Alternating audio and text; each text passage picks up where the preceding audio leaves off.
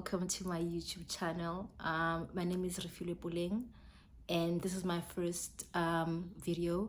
And for this video, I just wanted to share my experience moving to the US. So just for the first part, I just wanted to share like how my experience was moving here from South Africa, just like the actual move date, you know, the day that I moved. And please just note that just the idea of having this YouTube channel and sharing my experiences came after the fact. So my videos and the pictures that I took at the airport and when I got here are not so good because I was just taking them for it was just to take the videos and the pictures, but not necessarily to actually share the video in future. So please do excuse the quality, and you'll see that some of them are just so quick. I was just taking the video for the memory and not necessarily for sharing. So please do excuse me, and I promise to take better videos in the future. Because obviously I'll get better with time. So the first part of this video, which like I said, is just a combination of pictures that I took that day, is me at the airport with my family just before I flew here. So this is just me and my family navigating through OR Tambo. We were trying to look for my flight from South Africa to Doha, Qatar, which obviously I eventually found. So those are my parents there at the airport. They were there. They drove me from my place to the airport. My brother was also there. He's on the first few videos as well. My cousins also came through to help me. I think I had a lot of bags, so I didn't have to carry most of my bags because my family was there to help me with that. And it kind of made the whole experience of checking in at the airport and just navigating through where I'm supposed to go a bit bearable for me because I was not doing it alone, so I didn't feel overwhelmed. So just to share one of the experiences that I had at the airport is that, so my family decided that we're gonna go to OR Tambo, make sure that I check in my luggage, and instead of going to those, I forgot what they're called, but where you chill before you fly off, I'll have lunch with my family as like my last lunch in South Africa. So I made sure that I woke up early. I packed everything. I made sure that I made it to the airport early. There was no traffic. There was traffic, but it was not like very hectic. So everything went according to plan. So we got to the airport, and I just said, let me just go check in quickly so that I know I'm done with everything. So yeah, and then we get to the airport. When you get to OR Tambo, the queue was so long. Like I probably spent about 20-30 minutes on the line, or even more actually. Yeah. Oh, another thing that I've learned is that which I will share on my other videos, there's like, we all know that there's a very huge difference between American English and British English, and in school we do mainly British English for obvious reasons. So I learned when I got here that you don't say queue, you say line. So you say you say queue, and someone is just gonna look at you crazy like, queue and line. Oh, okay, yeah, this is the line. Anyway, so when I got to the airport, trying to check in, I like at that time we had to show a COVID certificate, like a negative COVID test. And according to how I read the regulations, it was that the test must be 72 hours old, right? On the date that you fly off. But for me, according to I think it was 24 hours old. Sorry, I think it was 24 hours old. So for me, I thought, because I think I traveled on a Thursday, right? So I tested on a Tuesday because I would get my results on Wednesday. Then Thursday I'm traveling. That makes sense. But according to them, it's actually supposed to be 24 hours old, regardless of the time, like from the time that you've tested. Actually, from the time that you got your result to the time that you fly, the test must not be 24 hours old, which means that I should have actually tested Wednesday afternoon for the test to be viable on Thursday afternoon when I was traveling. So I had to actually go run. I had to go run. I think there was a Discam like pop-up station there. I had to run to the pop-up station. Um, and please mind you that I was on the line for like about 30 minutes before that. So time was already like, it was already time for me to board, and I couldn't even have lunch with my family anymore. So I had to run to the testing station, test, wait for the results right there, and then take them back to the lady who was checking us in. But fortunately for me, the reason why, I think there was like about 20 plus minus 20 more people that had the same issue as me, and for that reason, when I got back, there was already people on the line. Number one. Number two, they just kind of had like a grace period to say, we understand that this issue is quite, everyone is having the same issue, so we'll just, I think they gave it another 10 minutes or so. So short story, I didn't get to have lunch with my family. I got in my steps because I ran a lot to find the Discam pop-up station. But eventually I was able to get my results and I was cleared to fly. And there's the line there at OR Tambo. You know, South Africa, there must always be lines. And that's my family at the viewing deck. They were looking at my flight to see me fly off, and that's my flight taking off from OR Tambo International Airport. And yep, that's me.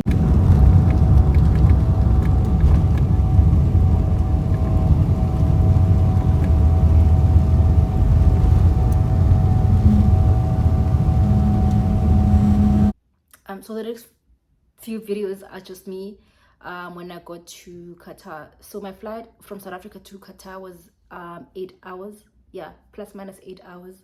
And so the first few videos is just me walking on that, I don't know what it's called, I think it's a walkway though. It's, so you walk from one point to another in a straight line, and it's like an escalator that goes from one side to the other, really, in a straight line though. You're not going up or down, you're just going straight. So it's quite convenient, because if you have a lot of luggage, then you just put on that thing, that walk thing, that, yeah, and then you can just move from one point to the other. I didn't have to do that because I didn't remove my luggage from like my first flight. So what they did is that at the airport, when I was at OR Tambo, I just specified that they must just recheck in my luggage into the next flight, so I don't have to go through the whole point of checking in my luggage again. So and the upside is that when I got to Qatar, my layover was supposed to actually be for an hour 30 minutes or 2 hours or an hour, I don't remember, but I didn't have to wait long. I think I waited for at most 10 minutes because because of the delay that happened in South Africa. When we got to Doha, it was already almost time to check in and board the flight. So, but I did go onto that walkway for a few minutes. I walked through the airport, just obviously in a very small, like I just found, when I got there, I just checked where my flight from Qatar to JFK is, and I just walked around that area. I think I bought water. You'll see a picture of the water that I bought there in Qatar. It was probably not duty free because that bottle of water was very expensive, but anyway, that was that. And I think other videos you'll see me on the flight. I took a picture on the flight, not good quality obviously, but it's like, it was a bathroom selfie.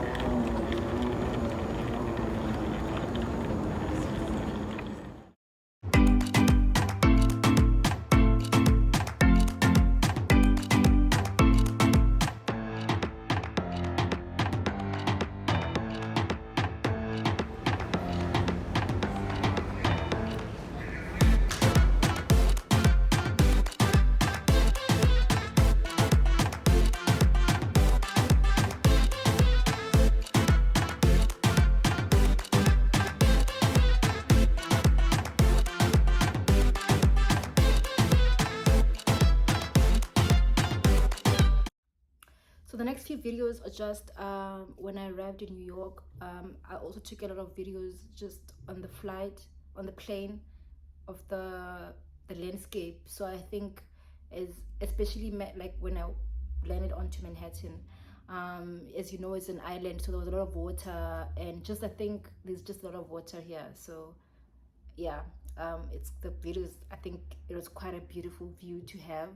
Obviously, I wasn't the first, so I couldn't see anything, but luckily, I made sure that I booked the window thing, the seat with the window view. So that was good. I think that was a good idea on my side, in hindsight. And then yeah, I think just to also share the experience, or like the flight, the length of the flight. So like I said, from experience, or like the flight, the length of the flight. So like I said, from Doha to from JFK to Doha is about 8 hours. And then from Doha to JFK is about 18 hours, like plus minus 18 hours. So in total, my flight time was 24 hours.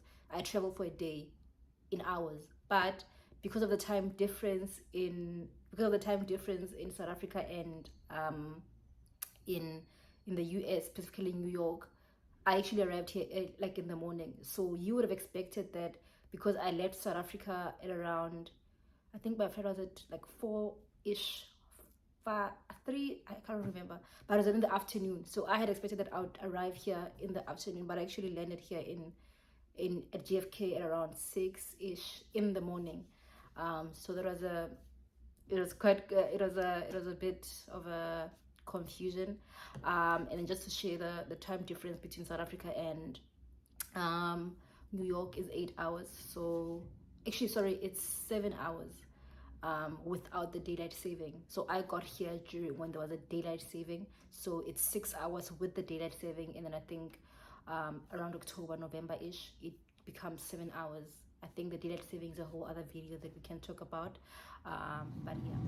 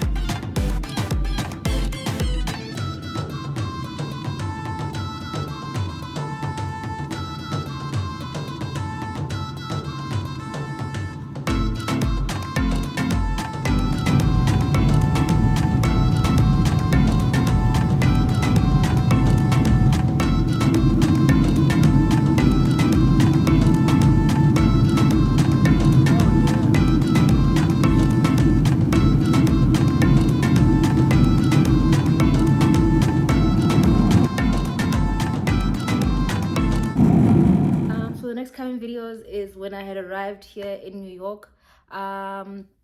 You'll see that the videos are not good quality, because I was scared. I don't want to lie, I was very scared.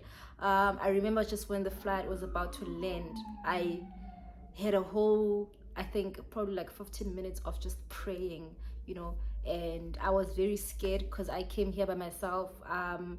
I didn't know anyone. I didn't have anyone to fetch me from the airport, so I literally had to navigate through everything by myself, obviously with the help of my family from South Africa. By the time I got here, I actually kind of had an idea of what I was gonna do, how I was gonna get to my the hotel and stuff like that. But yeah, so when I got to the airport at JFK, when you get in, there's like a side, there's a side for like residents and non-American residents. So I had to go to the non-American side. The line was not too long, so I probably waited for like 25-ish minutes on that line, where they ask you what are you here for, whatever. But for me specifically, they had to take a copy of my visa. There's some documents that I have to bring in that support my visa. I think I'll share that, like the details of the documents that I needed to be able to get in. So that's what I had to bring. So they have a copy. They had to stamp one copy for me to give to my employer, and then they keep the other one for their records, I guess. And when I got there, obviously you'll see that the first very visible thing that's different about New York is the yellow cabs. So you'll see the yellow cabs there, and that's what I took from the airport to the hotel. Because firstly, I couldn't have taken an Uber because at this time I have my Vodacom SIM card on my phone, so I did have connectivity like the Wi-Fi, but it wasn't like very strong, and I just didn't know how to. I mean, I don't trust public Wi-Fi's anyway, so I was very skeptical about logging into the Wi-Fi and requesting an Uber, especially if I know that like some of my personal information is on the Uber app. So I just opted for the yellow cab. Luckily, before coming here, in South Africa, I went to a bank. I changed my currency from South African rands to US dollars, so I had a few dollars. I had a few dollars that I could use I paid cash on the yellow cab. It was a metered taxi, so you kind of, based on your distance and where you're going, you put in like it will just charge as the time goes. You just see the price going up as you pass like these types of tolls that you pass, that you pass, then they charge you. So as you go, you'll see that you can actually see the cost as time goes.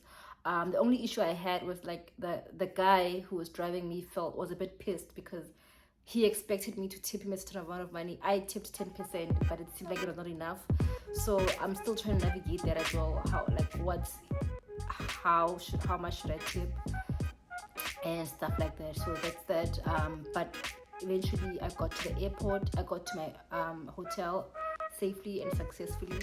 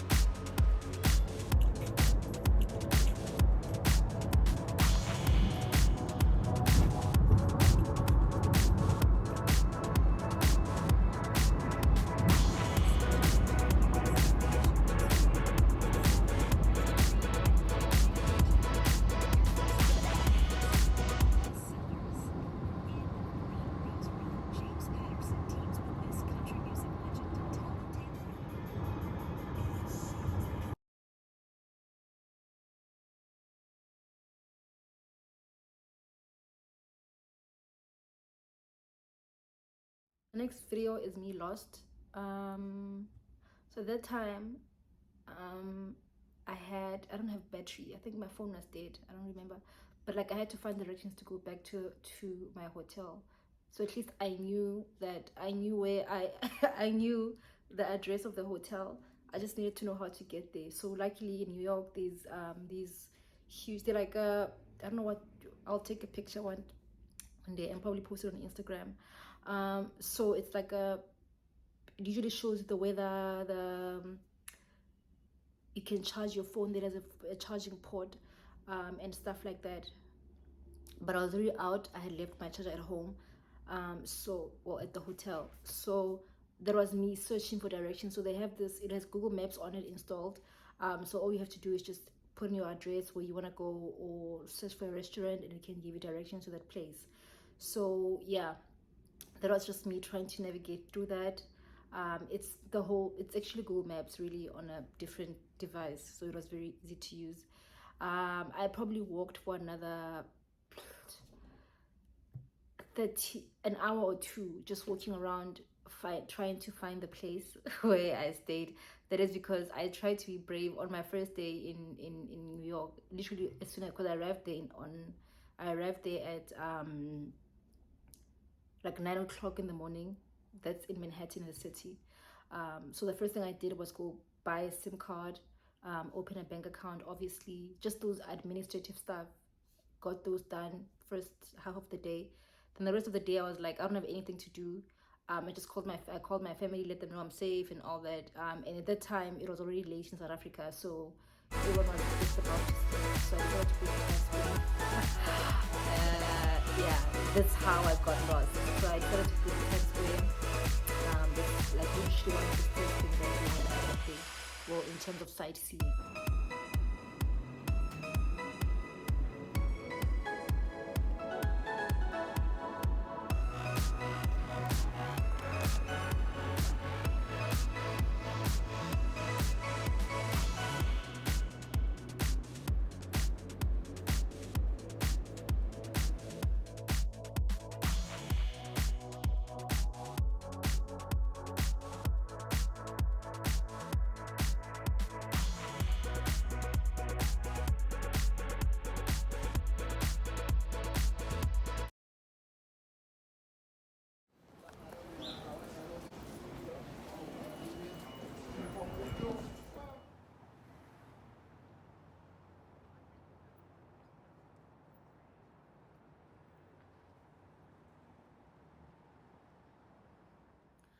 So that's it for my introductory video.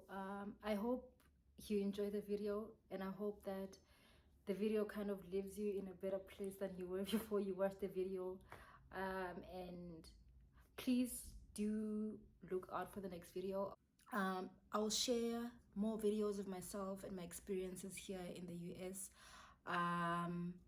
and hopefully we'll get to engage and enjoy the experiences together. Thank you for watching, and see you again in my next video.